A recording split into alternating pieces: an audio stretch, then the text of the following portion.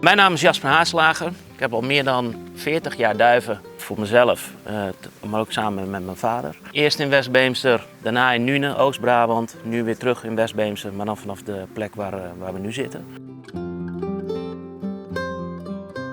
Vele malen successen gekend, alleen duivensport is nou eenmaal meer teleurstellingen dan successen. Dus in dat opzicht is het eigenlijk nog vreemd dus dat we hier nog staan. Alleen je bent als duivenmelker door de wol geverfd en je krijgt er een dikke huid door.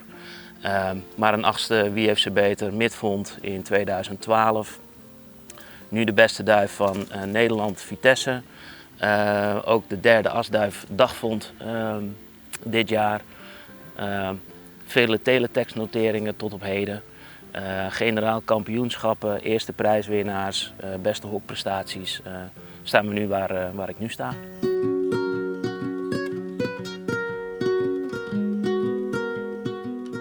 Het seizoen is hier begin december begonnen met te kweken. We gingen eind december op vakantie. Dus eigenlijk alles moest in het kweekhok spik en span zijn en alles uitgewend en op eitjes, zodat dat enige rust zeg maar, met zich meebracht naar degene die hier de kwekers zou gaan verzorgen. Dat is Niek de Groot uit Minnemeer. Ja, toen de dagen wat lichter begonnen te worden, toen werden de duiven gewoon 1 keer per dag gelost. En ik heb toen al in het begin van het jaar gezegd, nou, als die duiven blijven trainen zoals ze nu aan het trainen zijn, dan word ik nationaal kampioen. En dat klinkt achteraf gezien heel erg vooruitziende blik. Alleen ja, als het dan uiteindelijk dan ook gewoon zo wordt, dan denk je van ja, dan hebben ze eigenlijk wel laten zien wat ze moeten laten zien.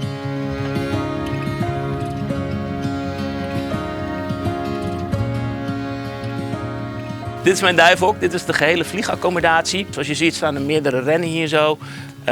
De partners van de vliegende duivinnen zitten in deze ren. De losstaande ren, daar zitten de partners in van de Vitesse midvondduiven. Dat is de ren voor de jonge duiven. Alleen te gebruiken voorafgaand aan het seizoen. Daarbuiten gebruik ik hem niet meer. En het laatste hok, daar zitten de dagvondduiven. Met daarnaast wederom een ren waar ook die partners van die dagvondduiven zitten.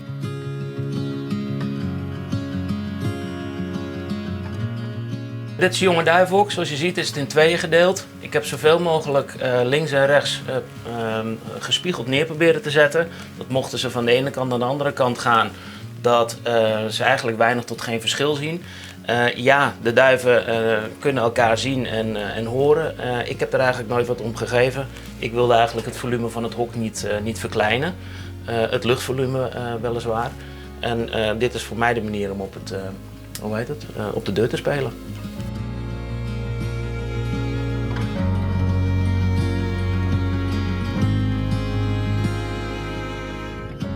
Dit is hem dan, jonge Bertus van 2001. Hij heeft die naam gekregen omdat zowel mijn vader als mijn opa Lambertus Bertus werden genoemd of Bertje. Tevens mijn hokverzorger Bertus Klos vond hem ook heel erg mooi, dus vandaar de naam jonge Bertus.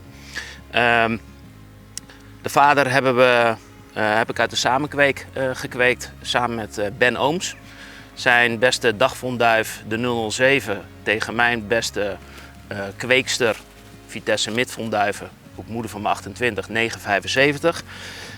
Gaf uiteindelijk de vader van deze. Gekruist met een duivin van Joop van Zon, de vader van Dave van Zon. En ja, uiteindelijk goede afkomst verloochent zich niet. Dat heeft geresulteerd in dit jaar, even uit mijn hoofd gezegd, 3 keer een eerste prijs, 2 keer een tweede prijs.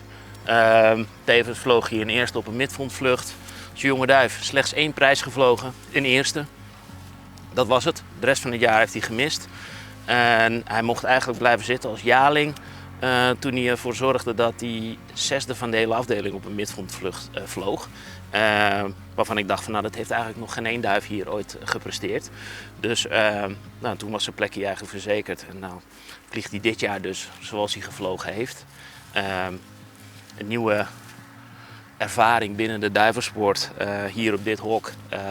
Eentje die ik ook nooit meer zal gaan vergeten.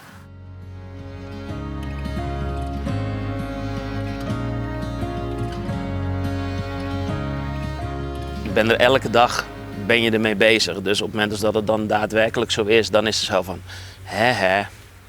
dat is binnen.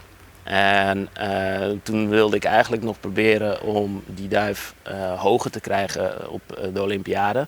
Omdat hij in een dusdanige staat is of vorm die je hopelijk een volledig jaar vast weet te houden. Alleen toen draaide de wind en de omstandigheden werden eigenlijk alleen maar slechter. Dus toen heeft hij naar mijn inzien niet echt meer zijn kwaliteit kunnen laten zien. Hij was er gewoon nog steeds. En ja, hij steeg ook gewoon nog een plaats of 3, 4, weet het zo niet. Maar op een gegeven moment denk ik, ik doe het maar niet meer. Het is toch, je staat anders te kijken naar een dergelijke vlucht. En ja, is het nou waard om zo'n duif kwijt te raken op een vlucht die eigenlijk ten opzichte van zijn kampioenschap en de reeds behaalde kampioenschappen nog iets toegevoegd? Ik denk van niet. Vandaar dus dat ik ermee ben gestopt.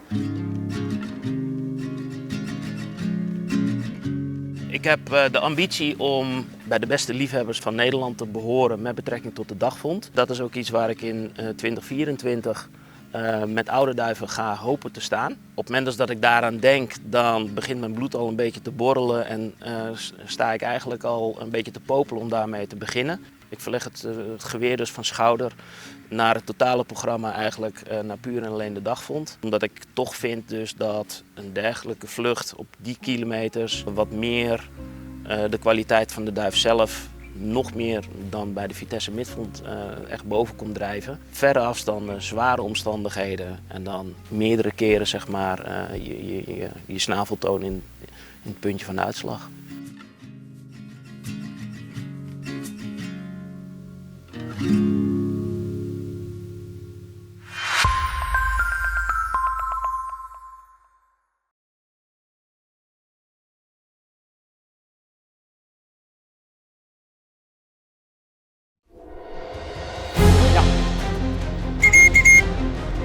Daar vandaan.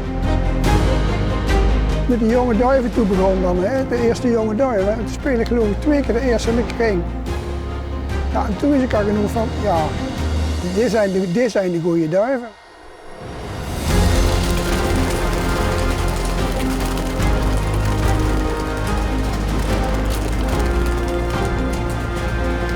Ik denk dat dat inderdaad wel een verschil is met veel andere liefhebbers. Wij hebben gewoon de lat heel hoog liggen.